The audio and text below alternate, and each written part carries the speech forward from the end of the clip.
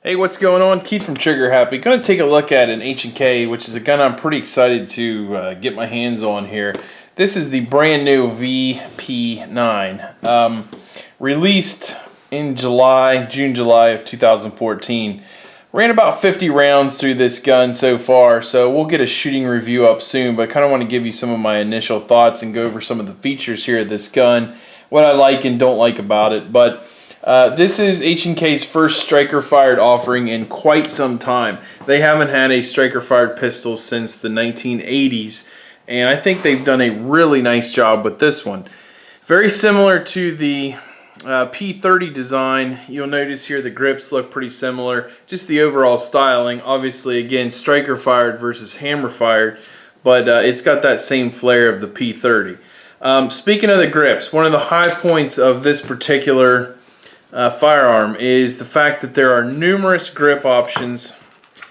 There is multiple back straps. There are 3. This happens to be the large here, and you'll notice that it has a fairly defined hump in it, so not my style for sure. Then here I have the small grip on it, more of a flatter style, which I prefer. The side panels also are changeable, so you can add a little more this type of, I don't know what you want to call it, a round width or whatever to it, but I like that option. So you've got, I think, 27 different configurations here. You can go small straps on the left side, large on the right, go with a medium back strap. That's pretty cool if you ask me. The grip overall, it's got nice finger grooves in the front. The stippling here is not overly abrasive, maybe not as good as the P30, but it's pretty good. Easy to remove here with a simple pin. You just need a punch to get that out. The magazine release, standard H&K style, rides a little bit higher in my opinion than the P30, but I do like it. I'm getting more used to it. The problem I have with these, I do have shorter hands, and you can see here it's harder for me to actuate with my thumb without kind of breaking my grip on it. So I'm going to have to kind of learn to use one of these 2 fingers here, and that's okay. Slide release is ambidextrous, which I like, very good. The trigger guard is nice and square. You've got nice serrations here on the front for those of you that like to have maybe a grip style with your finger on there. That's great. Slide is very nicely done. There's some good features here to it also. It's a very corrosion resistant finish. You've got nice cuts here in the front of the slide, rear of the slide as well. But you'll notice it has these really cool dog ears here on the back. These are polymer, but they're low profile, and I don't feel like they're going to break off or be a problem. Wasn't sure what I was going to think of these, but man, they really help you get a grip. If you had slick hands or something like that, it was raining, whatever, weak hands, that's another thing. A lot of people have a problem, with racking the slide on some of these guns, especially on a larger handgun like this.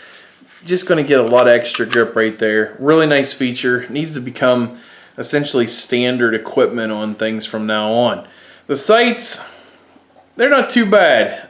These are night sights, sort of. I noticed they don't glow as well as other night sights. These are kind of the low-end option on the VP9. I think there is going to be a better night sight option in the future, but they're not bad. They're set, pretty far out on the handgun, so you've got a pretty good axis there for accuracy. They're easy to pick up. I do like that kind of green color. So, I shot it pretty well. Takes down really easy, similar to kind of a Smith & Wesson style. Lock the slide back. You apparently do not have to pull the trigger. Sometimes I have to, sometimes I don't. Obviously, you see there I did not have to. Take a look at the inside. Pretty standard setup. Very well done. It's machined very well. Very easy to take apart and field strip, which I like. There we go. We're back in action. So, now, what everybody wants to talk about. Oh, the rail in the front. That's not what everybody wants to talk about, but standard 1913 Picatinny rail. I like that. Okay, the trigger. H&K says this is the best striker fire trigger system on the market, and I will absolutely 100% agree with that. Very nice trigger. You can see here there's a little bring up, but boy, it hits a wall and it breaks at about 5.4 pounds. And man, it's a crisp, really nice break. Can't say enough about that trigger. It's almost single action light. Now I'll give you the reset here. You can hear it, you can feel it. It's a very tactile reset, which I like here. I'll show it to you one more time. There you go. Not bad at all. So the reset is good. The pull is good. This is essentially a single action style gun. You know, I shoot a CZ a lot. This is right on par with the CZ 75 lineup. You know, with this trigger, I shot it very well, had no issues, and we'll get some more on video here for you so you can kind of see how well it groups, and I absolutely love this gun. The downside, these are 15 round magazines. They are the same as the P30 line, so if you currently own a P30, then you've already got magazines for the VP9, which is nice. 15 rounds is a little unimpressive in firepower, in my opinion. Probably need to step that up to 17 or 19 rounds. I mean, almost all your, duty type pistols have 17 plus 1 capacity. So 15 is a little bit light, at least for us in the free states of America. But it's nice that it shares the same magazine with another gun in their catalog, so makes it a little easier to get a hold of. As far as accessories for this gun, so far I've had a very difficult time finding holsters and whatnot. Most holsters that can be used for the P30 can also be used for the VP9, at least I'm told so far. I've ordered a couple in. I ordered a Safariland and I ordered just a Phobos, paddle holster. We'll see about that when they come in. And I'll kind of update that as we go along. But the kicker to this gun, and the thing that is going to blow people away, this is a gun that has an MSRP of $719.